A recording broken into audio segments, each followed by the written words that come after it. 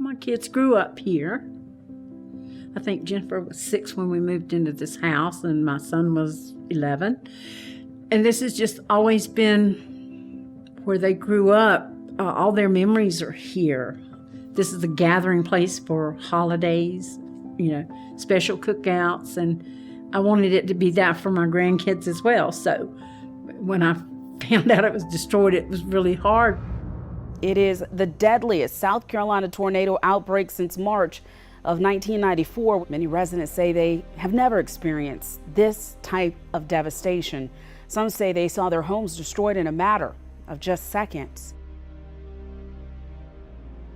I got up about 4 o'clock, was watching TV and drinking coffee, and about 7:15 it was like the wind really picked up, so my screen door kept slamming and all that, so I fixed that, went out and latched it, went to the front door, was going to pull my storm door too tight, and that's when the tornado hit. The pressure hit, and it slammed the wooden door with my arm in it, and it stayed like that. I don't know how long, it's like 2 or 3 seconds probably, but for me it was like 5 minutes because I couldn't get my arm out.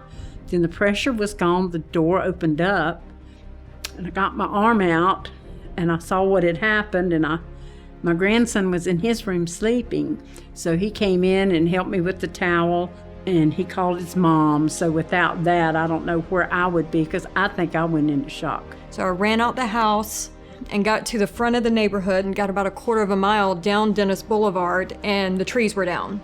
Couldn't get through, and I saw some other cars going around, so I'm just gonna follow these people.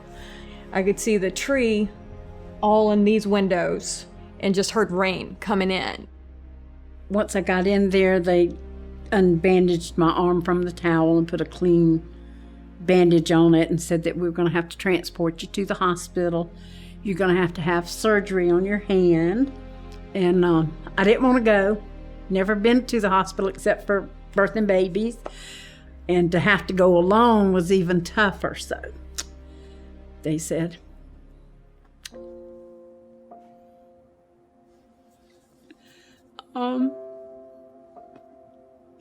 that I had to go to Trident, and I had my surgery. And after the surgery, I was tickled to wake up and have a hand, because I really didn't think I would have one. That was pretty much it. It was a long ride to the hospital. Just didn't know what to do. Rain everywhere, debris everywhere. It took a few hours for the rain to stop and everybody to come out and try to just start somewhere. Start with a limb, start with a piece of aluminum, anything. It's like everything slowed down just on what now? What next? I met Jennifer in 2011. We instantly became friends. She is my go-to for all of the exciting things that happen in life. If I need a shoulder to cry on, she's definitely my go-to for all of those things in life. So Jennifer had posted the night the storm hit on Facebook that her mother was personally affected and that their house had been hit by the tornado. When I woke up the next morning, I had a text from her reaching out. She didn't know where to start. She didn't know who to call. She didn't know how to help her mother, who was in the hospital recovering from surgery at the time. So she was just reaching for anybody who could help her out and knew that, being her friend, I was somebody she could ask. So when I woke up in the morning, I reached out to Jeff. It was probably 6 o'clock in the morning. I forwarded him the text I got from Jennifer. So he said, "Hey man, call me in 5 minutes." So I picked up the phone and called Jeff and explained to him exactly what the text said, that they were in need, they didn't know where to start. And he said, "Why don't we just do it for them and help her? Call the insurance company, see what they need. What does her mom need while she's recovering in the hospital? Call me back in 1 hour and let's do this." The way that this process works is that every single time that we earn a real estate commission or generate revenue through one of our real estate companies, we take a portion of that commission and we put it into the Jeff Cook Cares Foundation. So we said, you know what, let's find a way to mobilize a crew to go over and see what we can do to help the street. So we started taking trees that had fallen over, cutting them up, dragging them to the road, tarping houses, making sure that people had food and water that they needed, because you can't get out, or trees had fallen on top of cars and they weren't able to drive their vehicles. When I got up the next morning to take a shower, I heard my phone ring. Got out, and it was a text message from Jessica saying, "Call me now. I have big news." Okay, so I called her. She said, "So I just got off the phone with Jeff and sort of told him what happened, and we were looking for a family to help, and you're it." Said, "We'll have a contractor there this morning to talk to you, and I'll let you know more after our 9 a.m. meeting with Jeff, sort of how things are gonna work." So, okay, and sort of hung up, just shocked.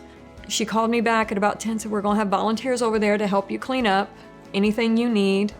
I'll be there to help, whatever you need." And I was just amazed. I wish the world was kinder, and at that moment I saw how kind people could be. As they say, as Dorothy says, there's no place like home. You know, I just happen to have a whole brand new one. Jennifer and Pam, who we helped clean their house up, we are on the way to their house right now to see the finished product of the house, to see what it was like. Complete turnaround, complete flip inside of 6 weeks. But here's one surprise that they don't know. We're going to actually gift them an additional $5,000 for them and for their family to continue putting the pieces back together. So they don't know that secret yet, but we're going to be able to be here in just a moment, and you guys will be able to see what that looks like in real time for her to receive a $5,000 check. Here for the day. Hey! Hi, how are you? Good to see you. Good to see you. And I'm not all covered in sweat and trees now. This Hello. is my mom, Pam. Hi, how are you? Doing good, Pam. How are you? You must be my hero. I'm Jeff. It's so good to see you and meet you. Out of the way. How are Nice you? to meet you. Thank you so much for all your help. You're an amazing person. Well, thank you. It looks like you got some new tile, new carpet, and everything. Yes. Do you mind showing me around? Show me. Not the at back. all.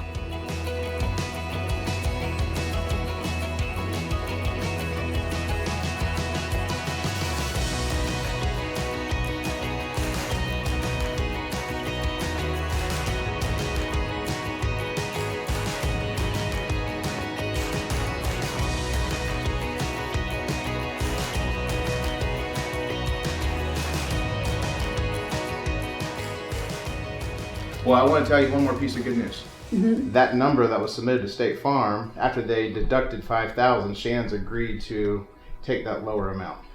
Awesome. And so him and I are basically sharing that $5,000 together, and so we're going to present you with that $5,000 check. I don't have it with me today. I don't have it with me today, but it's going to be yours. State Farm, yeah, and Shannon, and so half of I'm that's... sorry. I've just got to give you a great big hug. Thank you. Of course. Of course. That's awesome. Yeah. And so that's going to come back to you. It'll be about a week's time, but it'll come back to you. And half of that's from me and half of that's from Shannon. Well, I will. People have asked, my brothers asked me, "Why don't you get a condo?" Even my dad mentioned getting a condo. "Why don't we move somewhere else? We don't have lawn care." She said, "No, I want somewhere that my kids have somewhere to come to, that my grandkids can have somewhere to come to. I need the space." So it has been her mission in life to make sure this house is here for me or my brother, no matter what, and the grandchildren, all of them. You never know when you're going to come home again. Never do. So. It's not about, every transaction that we do. It's about making a difference, being personally involved in people's lives. There's stories behind every person that we work with, and actually helping people with their needs. It makes me feel good. It makes me feel like I'm making a difference. Having somebody I know personally given such a blessing makes me feel proud. It makes me feel like we're making a difference in the bigger picture of things. The disaster's not going to define us. It's the help that comes after. And to see that, it's so much gratitude to where thank you isn't enough. It's just, I want to wrap everyone in a huge hug to let them know, thank you for not letting me be alone during that, because the one person who always guided me and told me what to do wasn't able to. But watching volunteers, it's just amazed me to watch people come up, put on gloves. What do I need to do? They didn't even have to ask that. They just went and started picking up, which gave me the courage to come in here and start picking up. And it was just amazing to see all the volunteers. It really was. It was the most beautiful thing. And we still wear the Jeff Cook shirts just to remind us, hey, look, someone cares. We really want to thank Jeff Cook and all the volunteers everywhere that came and helped with the debris and cleaning up the yards, and that's what supported us to be in my home in the next 2 days. Thank you so much from the bottom of my heart and everything. It has made this trial in life so much easier. Thank you so much, and I love all of y'all. And it's such a good impression to see people just reaching out for others for no reason. You don't see that often. It takes a special person to just be a giver.